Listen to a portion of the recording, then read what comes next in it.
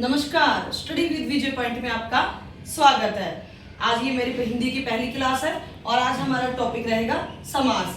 तो पहले हम समास का अर्थ जान लेते हैं, उसके बाद इनके भेदों के बारे में बात करेंगे। समास का अर्थ क्या होता है? दो या दो से अधिक शब्दों से मिलकर बने हुए नए सार्थक शब्द को समास कहते हैं। सार्थक मीन्स जिसका अर्थ निकलता हो। एग्जाम्पल दे देती हूँ, जैसे कि चरण कमल। इसका अगर समास विग्रह करें तो क्या होगा?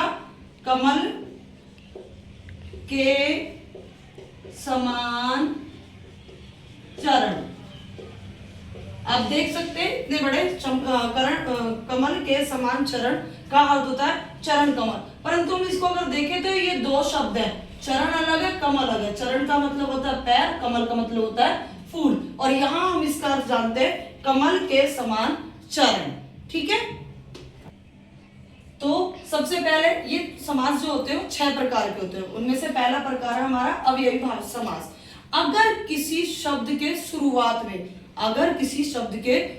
में यानी कि उपसर्ग में आ, अनु, प्रति, भर, हर, यथा और यावत ये शब्द आते हैं तो वो अवयवी भाव समास होता है। एक और पॉइंट, जैसे कि एक ही शब्द दोबारा रिपीट हो, जैसे कि रोज रोज, रातों रात होता है ना, रातों रात अमीर हो गया, ऐसे। इसके एग्जाम्पल देख लेते हैं, जैसे कि अनुकूल, तो ये कौन सा समास है? अवयवी भाव समास। जैसे कि भरपेट, ये कौन सा समास है? अवयवी भाव समास। यथाशक्ति, शक्ति के अनुसार, जैसे कि हर का बन गया हर रोज।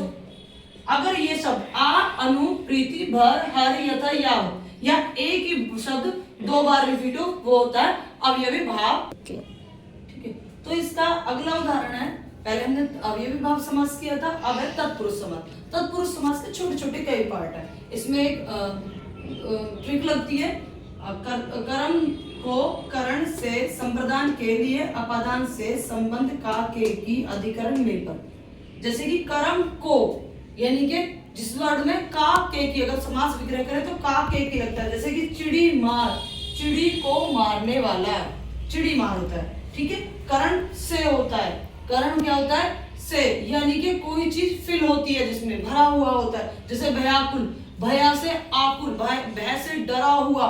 जब हमारे अंदर भय है तभी हम डरे हुए हैं ना। तो करण से। एक ट्रिक ये भी है कि करण जो था वो सबसे दानवीर था, जिसको देता था उसका घर भर देता था। तो यहाँ हम याद रख सकते करण से यानी कि भयाकुल, भया से आकुल, संप्रदान के लिए, यानी कि कहीं भी आपको समास विग्रह करते टाइम के लिए लगता है, वर्ड मिलता है, तो वहां हम करेंगे संप्रदान तत्पुरुष का प्रयोग। प्रयोगशाला, प्रयोग के लिए शाला।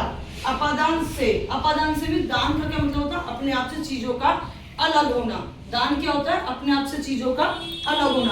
अपादान से, जैसे कि धनहीन, किसी बंदे के पास जब धन नहीं होगा तभी तो वो धन से हीन कहलाएगा। ठीक है, संबंध का के की, संबंध का आप जानते हो, जैसे मेरे मामा की लड़की, संबंध होता है तभी बोलते हैं मेरे घर के पास संबंध है, तो संबंध का के की। राजपुत्र, राजा का पुत्र। अधिकरण, अधिकरण होता है मैं पर, यानी कि किसी पर अधिकार जमाना, किसी पर, देखो मैंने भी लगाया किसी पर अधिकार। जैसे कि धर्मवीर, धर्मों में वीर, क्या होता है? धर्मवीर। ठीक है, अब इसका जो थर्ड पार्ट है वो है द्वंद्व समास। देखो द्वंद्व मीन्स होता है युद्ध। जैसे कि घर है हमारा, घर में किस किस की लड़ाई होती है? भाई बहन की होती है ना। दिन अपोजिट चीजें जो होती है, यहाँ लिंग अपोजिट है, भाई है मेल है, बहन है फीमेल है। दिन रात, ऊपर नीचे, दाएं बाएं, माता पिता, या फिर इसमें योजक चिन्ह आता है। योजक चिन्ह ऐसा, जैसे कि यहाँ दाल रोटी, देख सकते हैं आप योजक चिन्ह का प्रयोग किया गया है। तो ये द्वंद्व समास होता है, जैसे दाएं बाएं, दाल रोटी, दिन रात, ऊपर नीचे, आगे पीछे। ठीक है, अब आते हैं चौथा पार्ट, द्विगु समास। देखो द्विगु में अगर आप ध्यान से देखो, द्वि मीन्स होता है 2, यही काउंटिंग आ रही है। जिस भी शब्द में तुम्हें काउंटिंग नजर आए वहां द्विगु समास है। जैसे कि हम बोल दें तिपाही, यहाँ 3, तिपाही क्या होता है? 3, ठीक है। चौराहा 4, मासिक पूरा 30 महीनों का दिन होता है उसको मासिक बोलते हैं। दैनिक, यहाँ भी रोज यानी कि एक दिन का जो बोलता है वो दैनिक होता है। ये हमारा द्विगु समास। द्वंद्व में याद रखना योजक चिन्ह आएगा, अपोजिट से जाएंगे। द्विगु में याद रखना हमेशा काउंटिंग वर्ड दिखाई देगा, ठीक है। अब इसका 5वां जो पार्ट बचा वो है कर्मधारय समास। कर्मधारय समास की अपनी एक पहचान है। कर्मधारय समास में या तो के समान या है जो 2 वर्ड आएंगे। जब हम समास का विग्रह करेंगे तो 2 वर्डों का यूज होगा तो होगा कर्मधारय समास। जैसे कि यहां मैंने लिखा है नीलकंठ, नीला है जो कंठ, वो क्या होता है? नीलकंठ। देखो आप यहाँ पर है जो आया। महापुरुष, महान है जो पुरुष, ठीक है। अधमरा, आधा आधा मरे के समान व्यक्ति, वो होता है अधमरा। ये कर्मधारय समास की पहचान है। अब हमारा लास्ट बचता है बहुव्रीहि समास। अब मैं वो समझाने जा रही हूँ, ठीक है। अब ये हमारा छठा है बहुव्रीहि समास। देखिए बहुव्रीहि समास में बस थोड़ा टिपिकल है, थोड़ा सा लॉजिक लगाना पड़ेगा।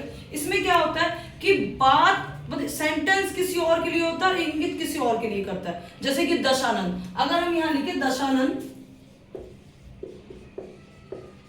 देखिए दशानन होता है 10 सर वाला। अगर हम इसे देखें तो एक बार ये द्विगु समास में जाता है, पर हम ये दशानन किसको बोलते हैं?